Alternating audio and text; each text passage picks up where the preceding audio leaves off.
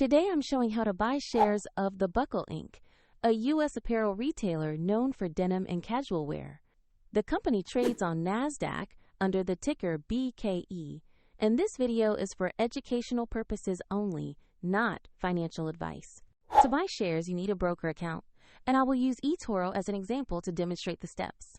After registering, you will need to verify your account, usually by uploading an identity document, and then add funds to your account before buying. Use the platform search bar and type the ticker BKE to find the Buckle Inc. listing. Make sure you select the NASDAQ result that matches the company name and ticker.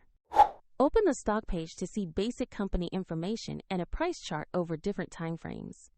Confirm the company name and ticker on this page to ensure it is the correct asset.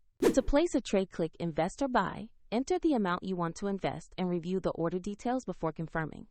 If the market is closed, the order may be queued as a market or limit order, and if you do not have enough funds, the platform will prompt you to add money before final confirmation. Once executed, your position will appear in your portfolio where you can monitor it. For convenience, the broker link is in the description if you want to explore the platform used in this video.